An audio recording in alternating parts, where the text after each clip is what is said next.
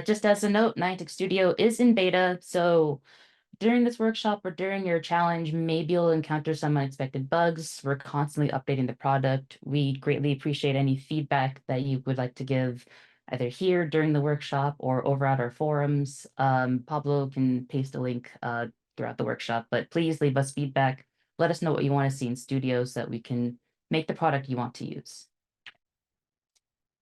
All right, so today what we're going to be doing is, well, first we're going to learn a bit about how to use Scaniverse to create a Gaussian splat. And I will give you all a splat to use for the workshop. You don't need to create a splat and then upload it. Then we'll show you how to add the splat to Studio. We'll add some physics colliders to the splat so we can actually explore the splat with our car controller here. And then we'll show you how to use 2 different animations for some camera movement, and how to use live sync if you're not familiar with Studio's live sync to make edits during runtime. So first, what is Scaniverse? If you're not familiar with it, silly video. It is an application that you can use to create 3D models of whatever it is you'd like. Scaniverse makes it easy to capture and scan these objects. So initially, Scaniverse was only used for meshes, but now it also has support to create Gaussian splats. And if you're not familiar with a Gaussian splat, it's a way to make 3D models composed of millions of these little blobs of color or splats. If I can pause, if you look here in this video, you can see all these blobs of color. You don't really believe that it'll turn into anything, but once it's processed, you can see this here is the splat. That's not the image, or that's not the statue that was being recorded. That is the splat that was created out of those millions of blobs of color and data and whatnot. So if we, come on, there we go. So how to use Scaniverse. So first it's available on iOS and Android. You don't need a LiDAR device to be able to use Scaniverse.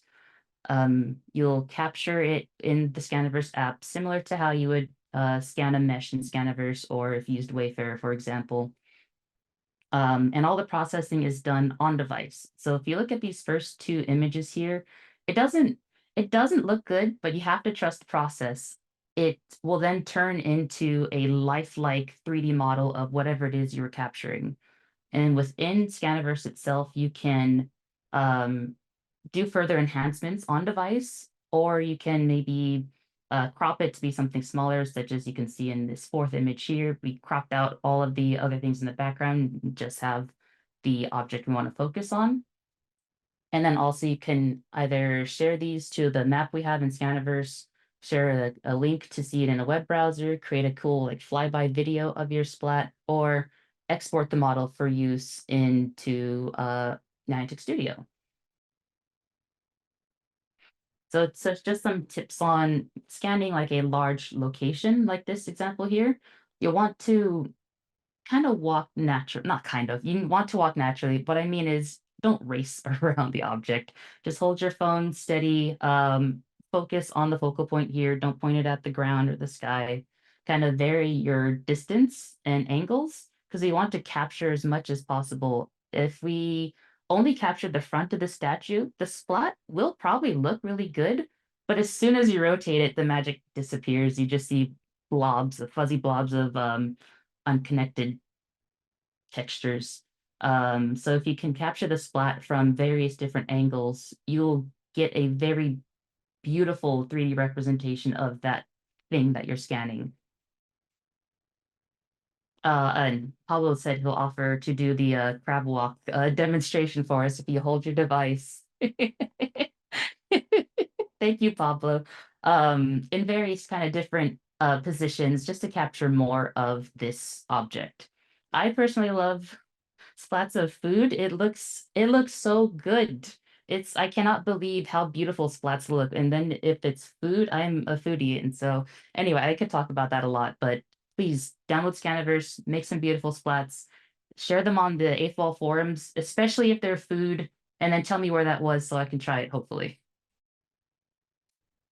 All right, so now on to the actual hands-on portion, splats in Niantic Studio. So first off, we're going to clone the empty project. We're going to add our splat to this. there is a Splat project out there. You can use that as a basis, but we're going to essentially build our way up to something like that. So first we will clone this project. I'll select my, there we are.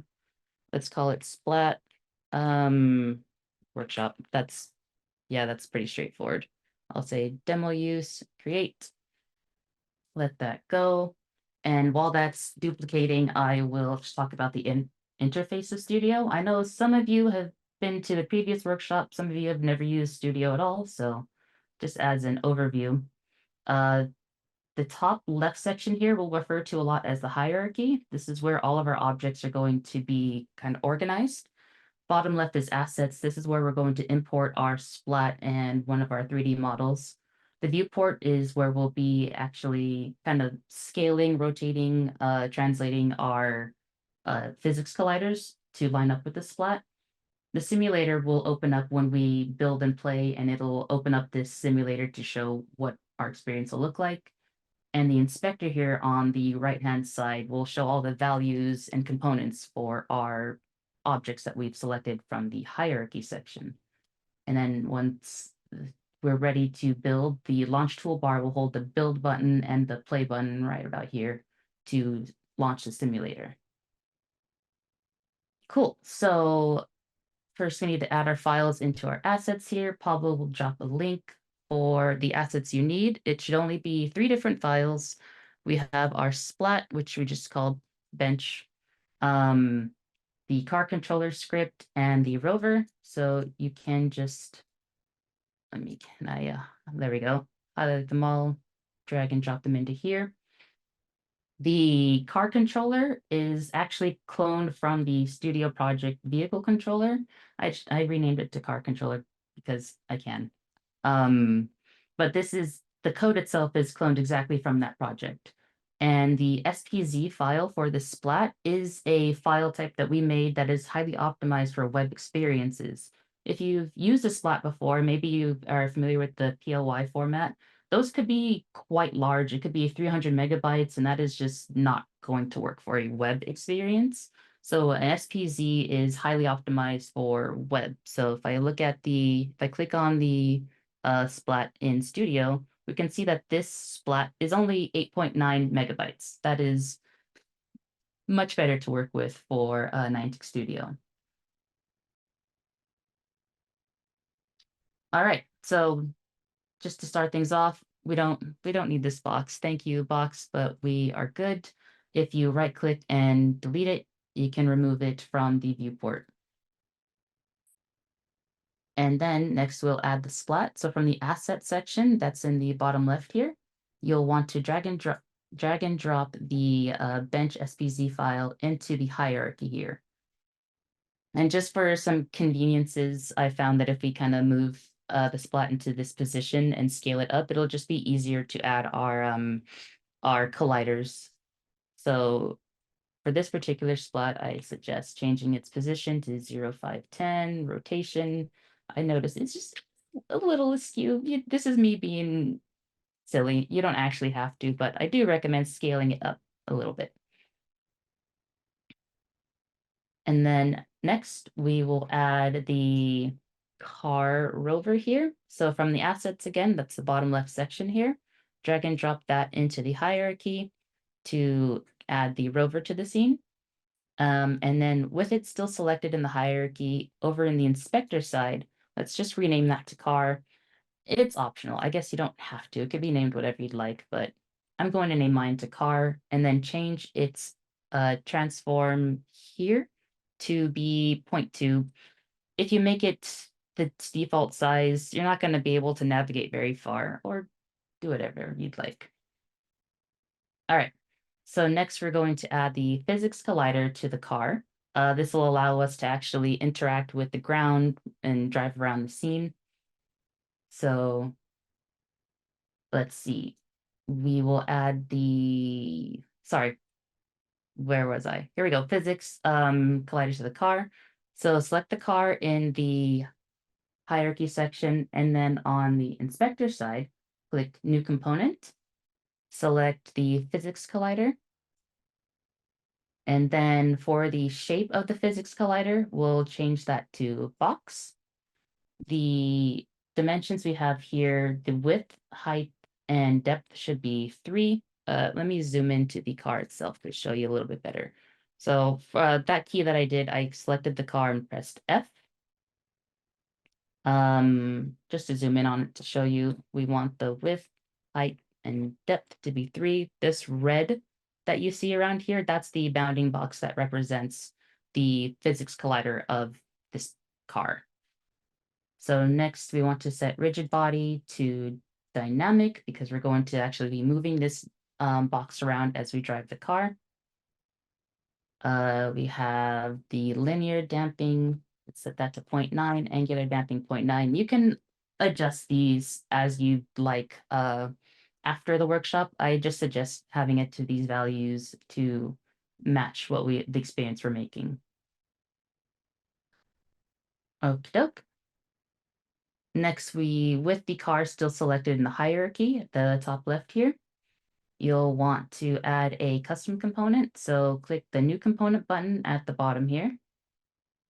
And then custom components, it's the first option. And select the vehicle, it should say car controller. Sorry, I dragged and dropped the wrong file. I had renamed this to car controller. If it says vehicle controller, that's fine. Ideally yours says car controller. All right. And then if you were to build and play, I'll just show you as an example. You don't have to. All we have done was added physics to the the car.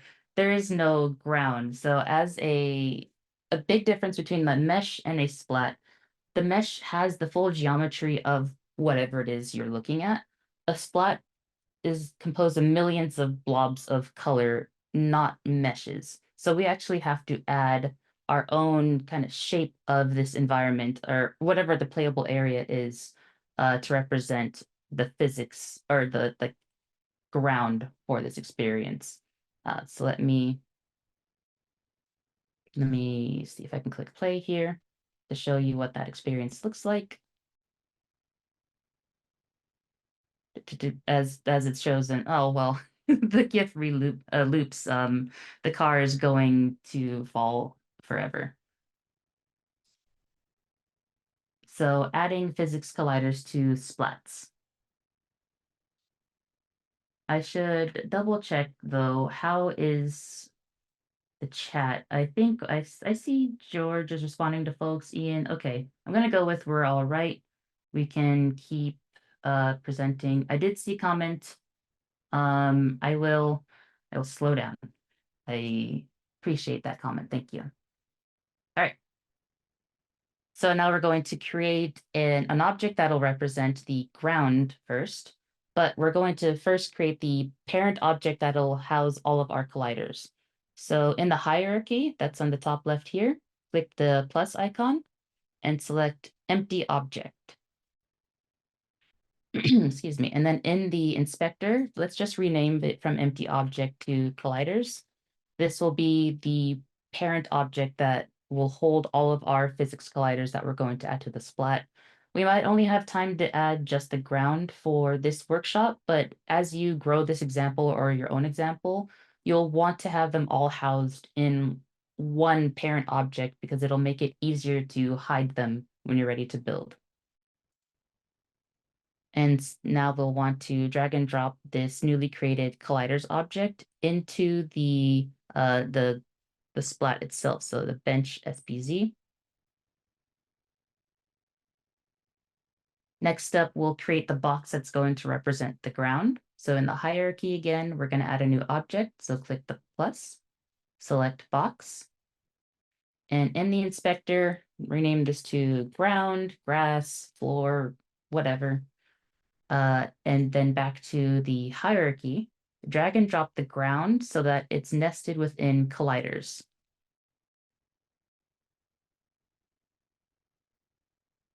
Next, let's make sure this loops.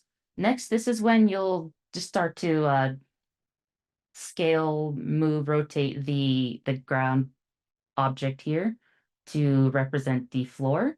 This does not have to be perfect. It could be whatever you'd like. It could be the exact size of this square patch of grass, rectangular patch of grass, or it could be much larger.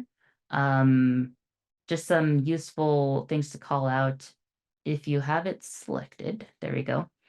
You can use these gizmos to position it. You can also, at the toolbar at the top here, change it to rotate. Oof, I actually don't want it rotated, but it's fine. Oops. And then scale is this one.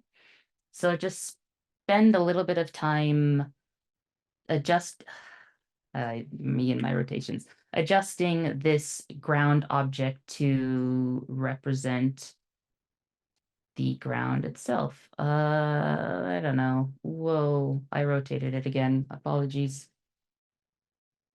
This does not have to be perfect. It's just the floor. And I do want it to be bigger than that though. This view axis indicator here at the bottom could also be useful to line up the ground. And I want it, I don't know. That doesn't really matter. It looks good enough. You'll probably spend more time doing this to make it exactly how you'd like it. I don't need to spend that time right now. You can always click this home to recenter it and focus your object.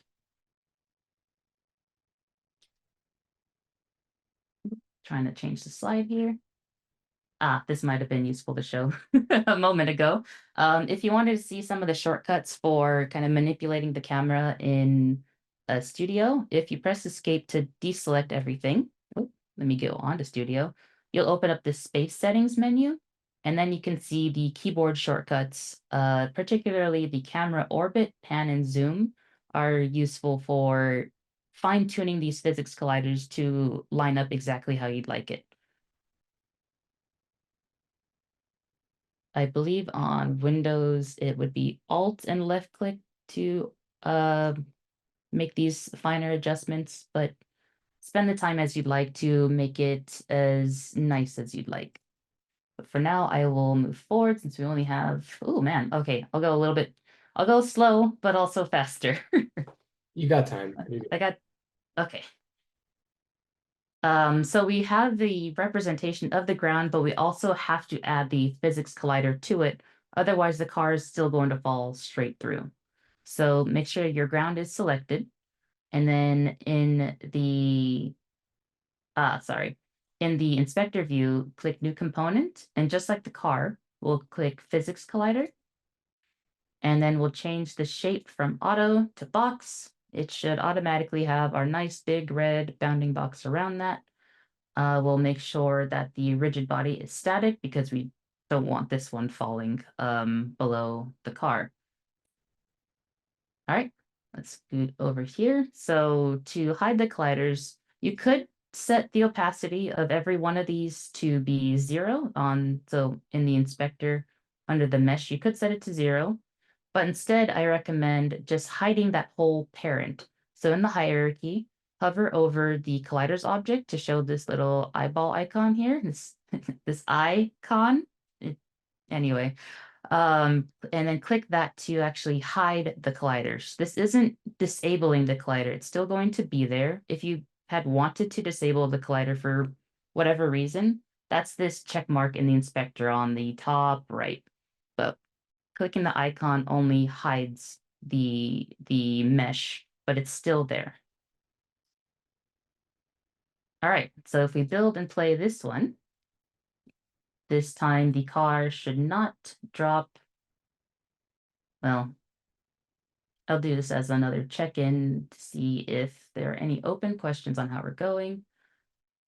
But this current experience, if I build and play, our car should sit there. But we've added the car controller and I still cannot, I'm hitting my arrow keys and the car does not move because there's one more step to getting our input working.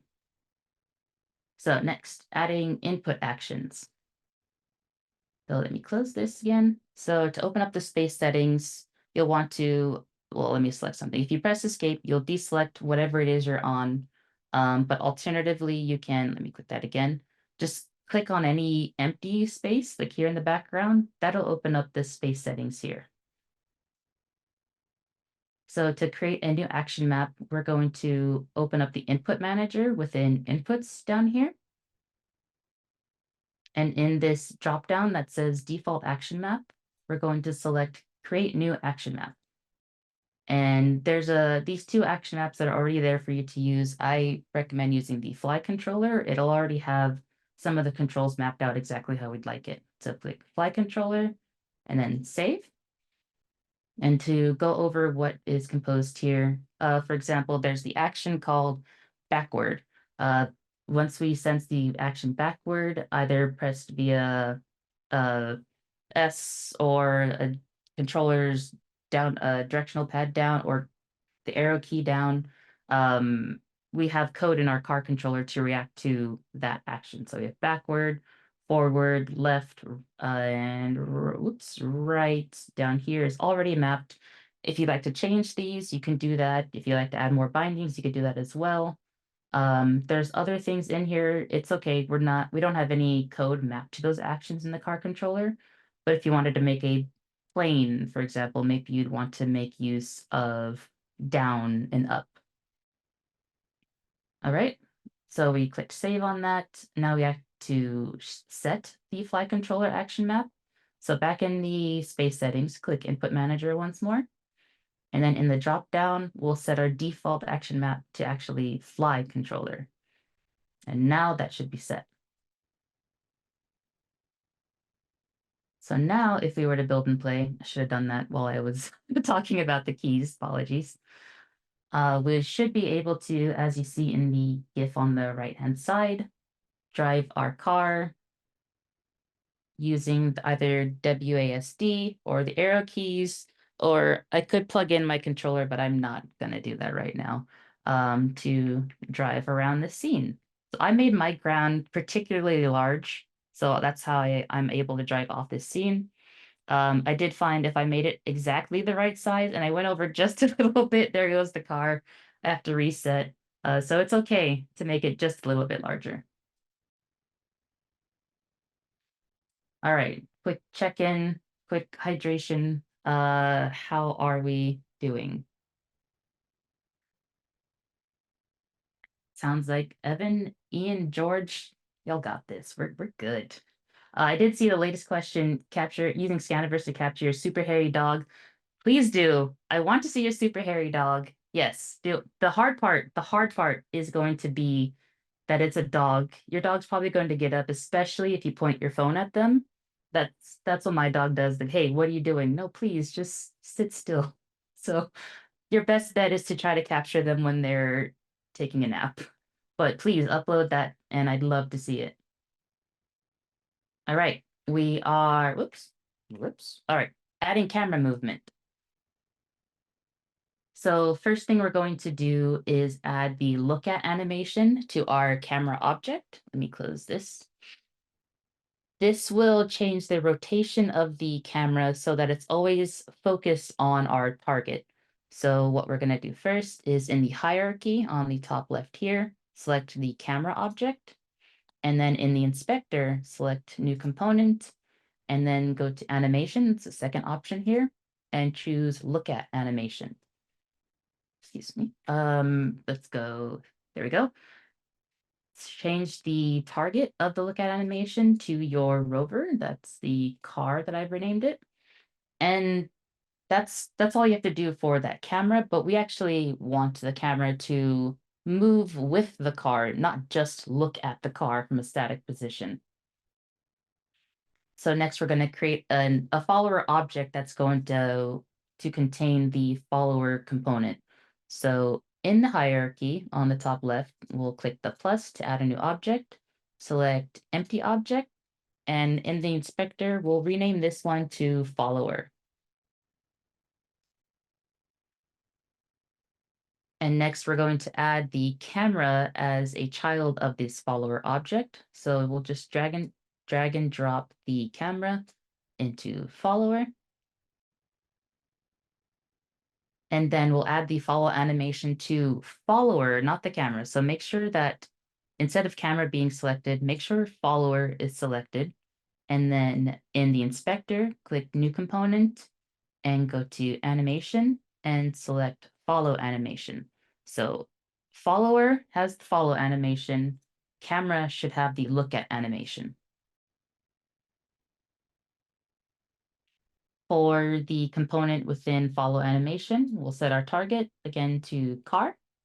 The minimum distance, you can play with these values as you'd like. I found that minimum distance of 1, maximum of 3 seems to be a fun little distance to work with for the follow camera.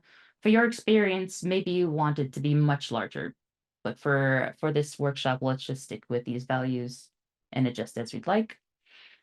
And we're going to show you how to enable live sync so that we can make some minor tweaks to the camera's initial position to be where we'd like. So once again, we're going to go to the space settings. So I can either click on this empty space or I can press escape to deselect everything.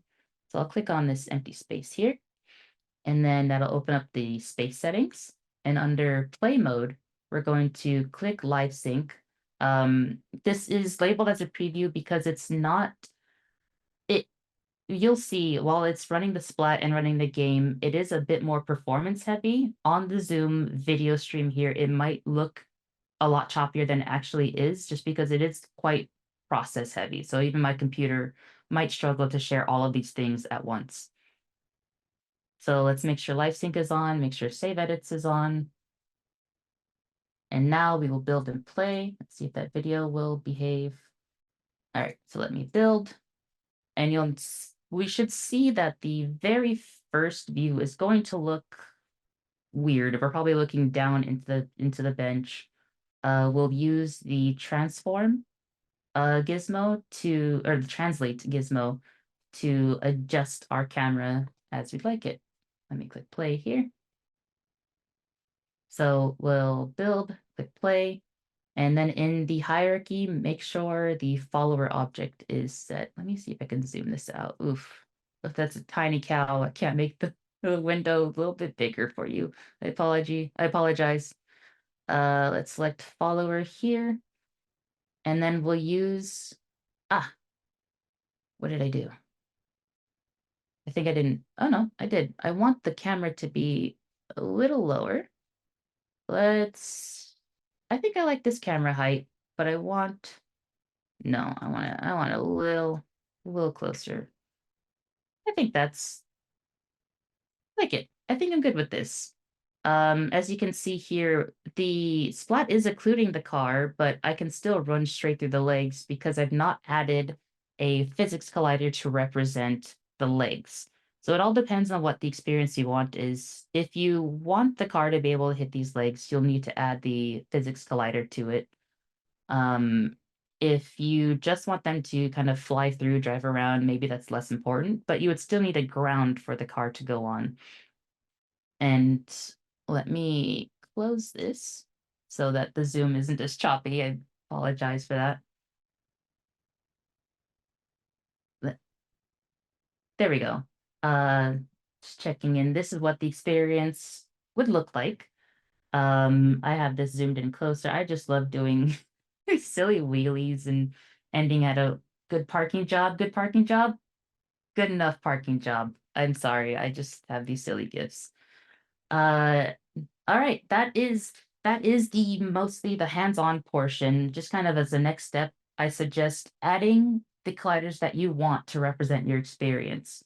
So in this image here, I added cylinders for the legs. I added even more box colliders to represent the body because in my experience, I want to grow this to be like an obstacle course for you to go from the ground all the way up to the top of the cow. So I need more physics colliders for my example, but if you just want to drive and weave in between the cow's legs, you just need the ground cylinders for the feet or the legs. If you want to be extra, you could have cylinders for the feet too. You don't need to be that precise, but if that's what you want to do, feel free to do it. And also next step, please download Scaniverse. create some awesome scans. It's available for both iOS and Android. You don't need a phone that has LiDAR. Splats, they are magic. I do not believe how these fuzzy blobs turn into these lifelike objects. It's really cool. Anyway, I will not nerd out too much. And just some credits where credit's due. This was not a splat created by me or Pablo or Ian. This was a user that uploaded their splat on Scaniverse. I saw it, said that is awesome. I don't really know what it is, but I love it. I'm going to use it for the workshop. Please share your splats. I want to see that hairy dog. Please share all of your splats onto our 8th Wall forums and share them within the map in Scaniverse. I scroll through, check out really cool ones. It's just amazing how pretty it is. I still do not believe it, but that's not the point of this workshop. I'm here to teach you that splats are awesome. They're awesome. Make some splats. Now it is time for Q&A. Thank you all. Thank you so much, Jameka. That was amazing. Very thoroughly walked through. Appreciate that.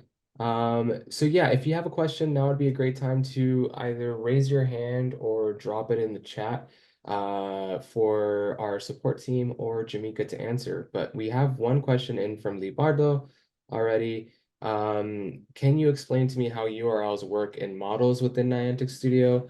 I was modifying several models that integrate URLs, but when analyzing the link, it does not have the address that was normally added in the for example, folder asset model GLB.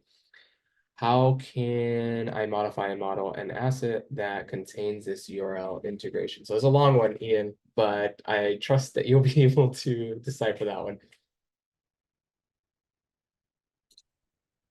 Yes, I can help answer part of this. Maybe George and Evan can hop in as well here. So I think this is talking about the mesh component in Studio.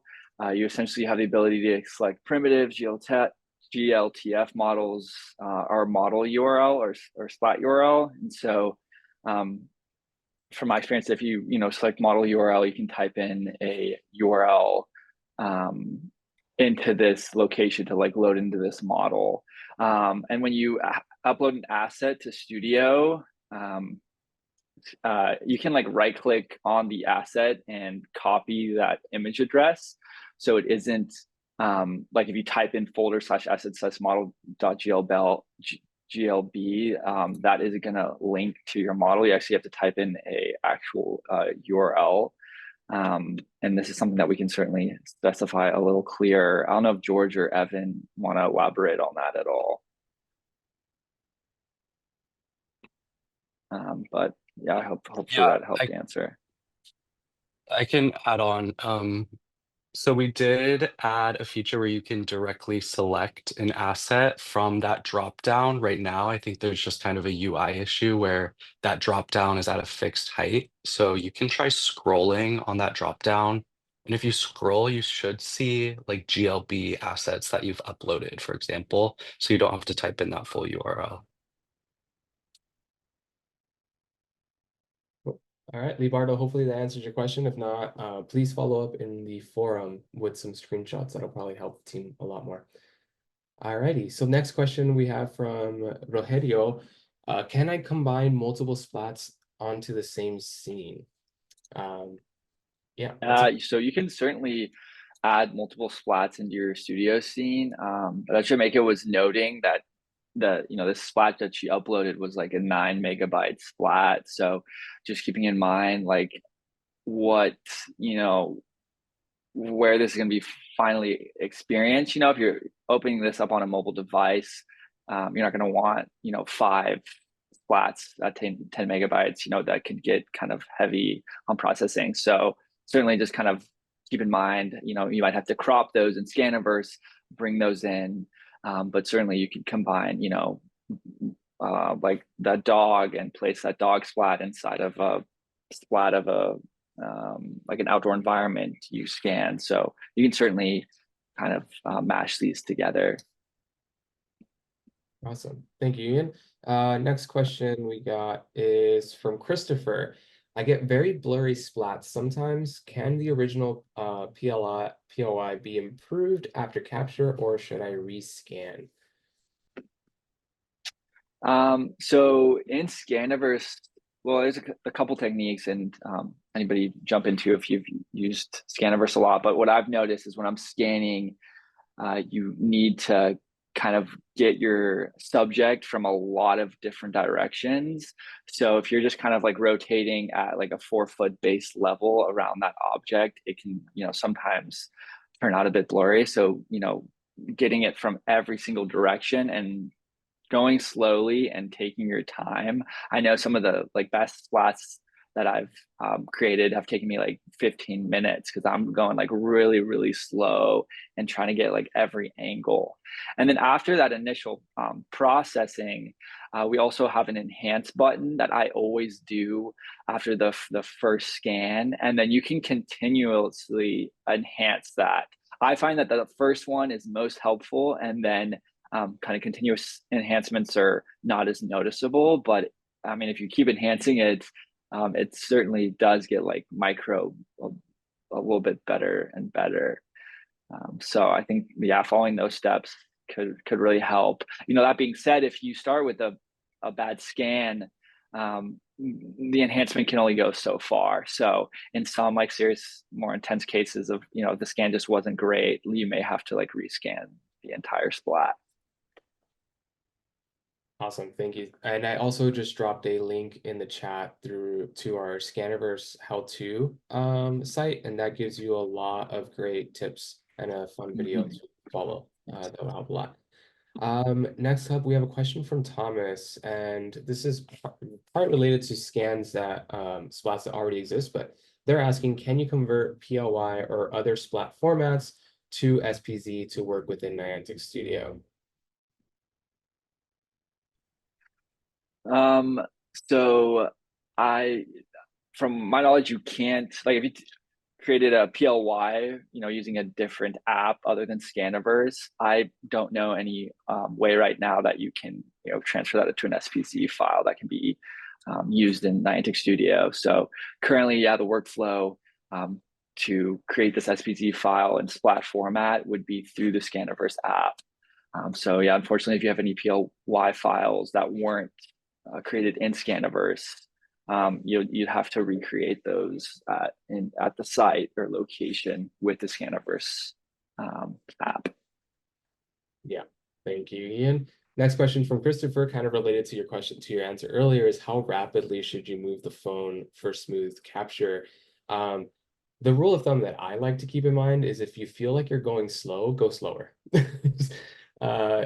I know it sounds weird to say it that way, but oftentimes we're used to rapid movements for capturing. And I did the GIF that you saw in the workshop of the statue. That's my scan. And the first time I did that, it was really bad.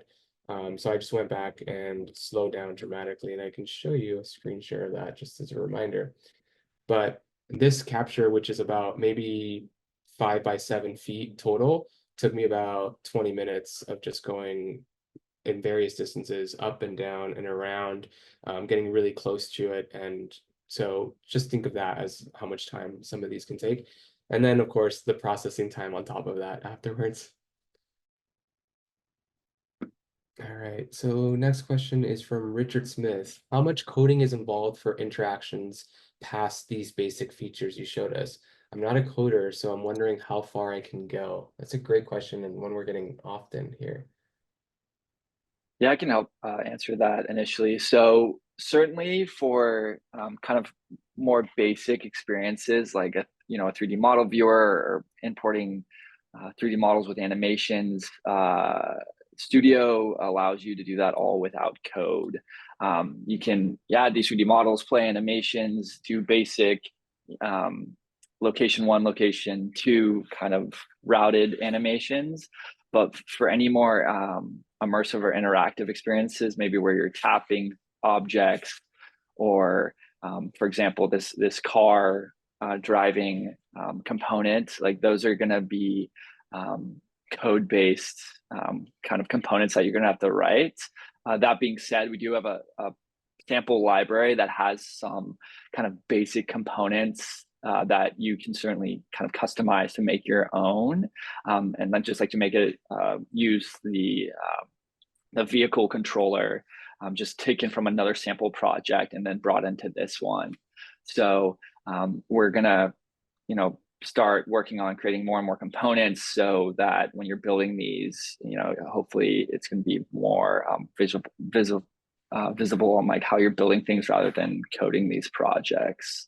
But yeah, as essentially the more complex you want to get, you will have to learn some coding. Great, thank you. Yeah, we're constantly working on expanding that library of projects. We have an exciting announcement coming next week that'll help us expand that even further with the help of the community. So keep an eye out for that in Slack and your email. Next question we have is, what is the size or area that we can scan and upload into one single experience? And I'd like to expand this question, Ian and Jameka, for you both as to what size is recommended for Scaniverse, and then what size is recommended for Niantic Studio as far as file size? So I can at least say the limit for Studio is 100 megabytes, though I wouldn't aim for 100 megabyte experience just because it can do it doesn't mean you should. When I was experimenting with a Splat, I think it was 30 or 40 megabytes, I noticed a performance hit. There are improvements coming to Studio to make processing the Splat faster, but I would aim for something 20 megabytes or lower, personally, at least with this current version. You can experiment with 30 and 40. Don't go past 50 unless it's very, very, very core to your experience. Yeah, and then we're not on the Scaniverse team, so we can certainly reach out to that team to get more information about that. But from personal experience, I've created some splats of, physical size of very large locations, like an entire park. And those files seem to get pretty big, and they are viewed pretty well through the Scaniverse app. So yeah, certainly there's at least no limit that I've tried on physical size or kind of point cloud size within Scaniverse. Awesome, thank you both. And next up, a question from Brendan, which is really interesting. Any plans in the future for utility to allow conversion for from PLY to SPZ files? In particular, I'd love to import large-scale splats generated by drone footage. This is a great question. I think because a PLY is a pretty industry standard use case for splats. I know I've used these in other softwares like Blender, which is really fun to mess around with. And being able to use past splats, or like you said, upload a video and convert that to a SPZ file type would be really helpful. I know this is something that certainly the Scaniverse team we'd have to talk to them to verify that, and along with kind of the product team, the studio. But certainly, a really good question, and certainly something I've been thinking about and would be excited to see in Studio.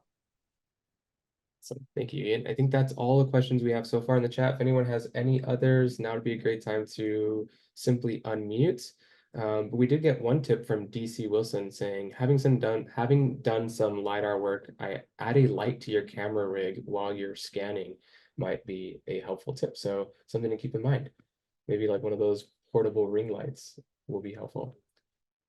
Alrighty, any final questions here before we call it?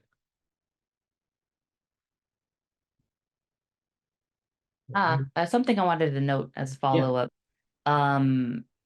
The complex processing for the Splat comes with the rotations that we saw in the example. So if your Splat is just the background and you're not rotating around it, you can get away with a larger Splat size, but still for a web experience, I don't recommend 100 megabytes.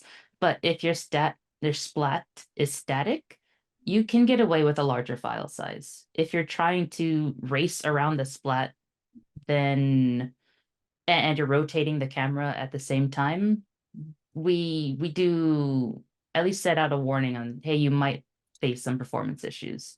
So I highly recommend, if you do have a large splat and you want to race around it, crop it down using the tools in Scaniverse to be that more reasonable size. Yeah, and on that note too, the team is currently just working on optimizing Splats in Studio to become better and better. Even from just a month ago, it's already gotten, the FPS has gotten a lot better. And then, another thing to note is that, the more of the splat you see, the more of the points you see, this is where I currently see some of the FPS lowering. So just something to keep in mind, how, if you're seeing the entire splat with all the points or just kind of a smaller portion. So yeah, certainly we're working on making that better experience for developers. Awesome. All right, so we have two final questions and both seem to be related. One from Richard Smith. Are there any projects that are cross-compatible with mobile and XR headsets? And then the second question from Leonard is there currently VR headset support? It says disabled in the camera inspector. I have to verify with the team. I know we are currently working on like XR headset support from Studio. So I'd have to ask the team to verify that. Oh, awesome. Great. Thank you all so much for joining in. As